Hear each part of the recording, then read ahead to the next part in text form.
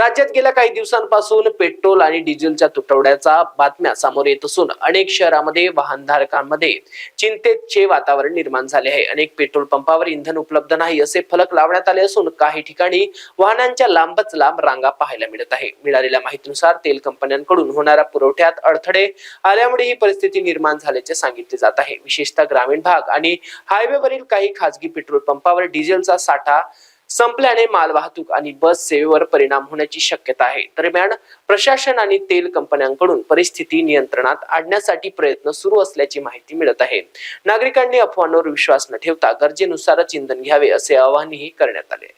विष्णू गुलाबराव मटनकर रेवराल आमची स्कूल आहे आणि आता कसं आहे शाळेच्या स्कूल बसेस आहेत तर त्याच्यामध्ये आपण काही स्टॉक वगैरे नाही काही नाही तर मग उद्या मुलांना कसं आणायचं कसं न्यायचं कसं काय करायचं। तर तुम्हाला काय वाटतं या पेट्रोलमुळे जे शालेय विद्यार्थी आहे यांचं पण फार मोठं नुकसान आहे? हो सिंपल सी गोष्ट आहे। जर आपण पेट्रोल डिझेलवरच आपल्या शाळेच्या स्कूल बसेस आहेत मग हे कसं चालवायचं आणि उद्या मुलांना शाळेत कसं बोलवायचं आणि कसं सोडायचं त्यांना। आता एक्झामची वेळ आहे म्हणजे खूप मोठं नुकसान आहे याच्यामुळे या पेट्रोल टंचाईमुळे फार मोठं नुकसान आहे असं म्हणायचं आहे। पेट्रोल डिझेल टंचाईमुळे आपल्या बसेस चालणार नाही उद्या शाळेच्या तर काय करणार। ठीक आहे, धन्यवाद। खतम आहे त्या कारणास्तव आम्ही पेट्रोलसाठी डिझेलसाठी आलो, परंतु हे पूर्णपणे पेट्रोल पंप बंद करून ठेवले।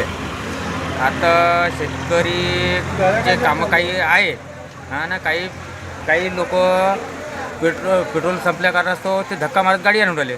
मग त्यांना पेट्रोल नाही मिळून राहिला, डिझेल नाही मिळून राहिला, मग काय करणार ते शेतकरी माणसं म्हणा, बाकीचे येणारे जाणारे लोक आहेत। मग तुम्हाला काय वाटते इथं या पेट्रोल पंपवर हे काय सांगतात? हे काय सांगतात आतापर्यंत मी तिथं गेलो नाही, परंतु हे पूर्ण पेट्रोल पंप बंदच असल्यानंतर आम्ही कुठे जाणार? कोणाला पेट्रोल मागणार, डिझेल मागणार? डिझेलशिवाय किंवा पेट्रोलशिवाय काही चालणार तर नाही।